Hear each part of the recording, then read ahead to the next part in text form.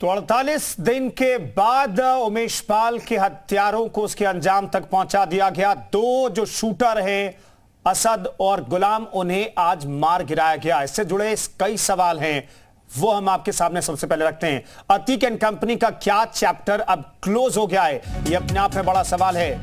UP में अपराधी, अगर हम बात करें यूपी में अपराधी, तो अगर अपराधी का बोलबाला होगा तो क्या गोली चलेगी, अपने आप में बड़ा सवाल है। इसके अलावा अपराधी संग विपक्ष की हमदर्दी क्यों है, इस पर हम डिबेट करेंगे कि अपराधियों के खिलाफ कार्रवाई हो रही है तो विपक्ष को क्यों दर्द हो रहा है, इतनी ज्यादा हमदर्दी क्यों है।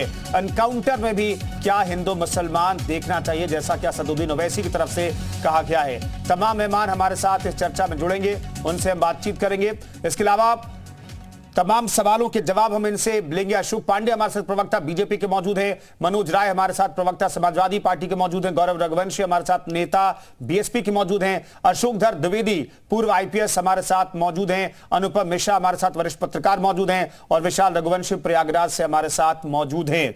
सबसे पहले रुख कर लेते हैं विशाल का, रुख कर लेते हैं। विशाल, आज राहत की सांस प्रयागराज वासी ले रहे हैं कि नहीं ले रहे हैं, क्योंकि जो दुर्दांत अपराधी थे जिन्होंने प्रयागराज का नाम एक तरीके से खराब करने की कोशिश की, जो तस्वीरें सामने आई उसने बहुत सारे सवाल खड़े किए। आज जब एनकाउंटर हुआ तो प्रयागराज के लोग क्या कह रहे हैं? और देखिए, बिल्कुल आज इनकाउंटर के बाद जब हमने सबसे पहले इस लोगों की प्रतिक्रियाएं ली तो उन्होंने एक चीज़ जो बहुत साफ कही कि जो है लड्डू बंटने चाहिए, मिठाइयाँ बंटनी चाहिए। जब हमने इस खबर को ब्रेक किया तब लोगों को विश्वास नहीं हो रहा था, और 5 मिनट के बाद जब तमाम लोगों को ये जानकारी हुई कि हाँ ये ऐसा हुआ है, तब लोग खुश थे। लगातार हम लोगों से बात कर रहे थे, और हमारे साथ जो पैनल में अनुपम मिश्रा है, वरिष्ठ पत्रकार है, उनको पता है कि अतीक का जो दहशत थी, अतीक ने जो लॉन्चिंग पैड की तरह काम किया था, असद को लाया था क्राइम की दुनिया में, और असद को वो अपने लेवल का माफिया बनाना चाहता था। उस पर फिलहाल उन मंसूबों पर पानी फेर दिया है यूपी एसटीएफ ने, और यूपी एसटीएफ के लिए एक बड़ा दिन है। खास तौर से लगातार जिस तरह से फेलियर रहा था, चाहे वो गुड्डू मुस्लिम के फरार रहने की बात हो या गुलाम के फरार होने की बात हो, शाइस्ता परवीन के फरार होने की बात हो, असद की, तो ऐसे में अब दो जो ऐसे इनामी जो लगातार फरार चल रहे थे उनको मार गिराया था। इसके बाद ये कह सकते हैं कि यूपी एसटीएफ के जो मंसूबे हैं और वो जो है अब सीधे तौर पर बुलंद होंगे, और इसके ये कहा जा सकता है कि अब जल्द ही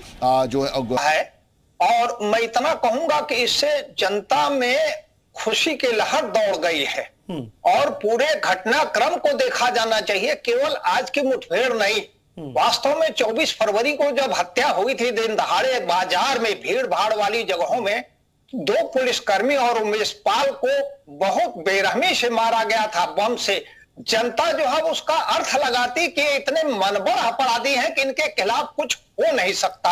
आज वो सिद्ध हो गया कि नहीं, इनके खिलाफ भी कार्रवाई हो सकती है। बिल्कुल।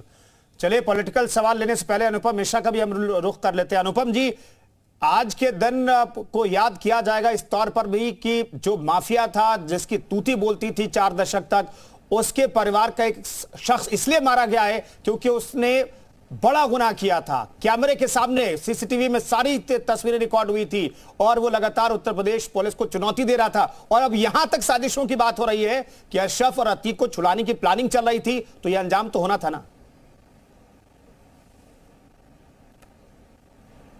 देखिए, हत्याएं पहले भी होती रही हैं और आगे भी होती रहेंगी, लेकिन इस हत्या के बारे में जो सबसे गंभीर बात थी, 1 दर्जन वीडियोस आए, और उन वीडियोस में हमने देखा कि कैसे एक पुलिस के गनर को एक बार फिर से शासन के बाल जीवित हुआ है। मनोज राय साहब, आपके नेता और समाजवादी पार्टी के राष्ट्रीय अध्यक्ष ने तो तुरंत कह दिया ये फर्जी एनकाउंटर था।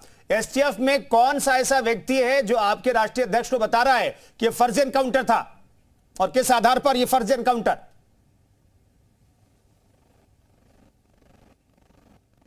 देखिए, काउंटर कोई भी होता है, वो एनकाउंटर का मतलब नहीं। किसी का मतलब क्या हुआ, तो लोग अब सबसे पहले आपकी आवाज, मनोज राय साहब आपकी आवाज नहीं मिल रही, दोबारा आपसे जुड़ने की कोशिश करेंगे। हमारे साथ मनोज राय मौजूद हैं, उनसे हम बातचीत करेंगे आगे। लेकिन गौरव रघुवंशी, आपकी नेता ने भी सवाल खड़े कर दिए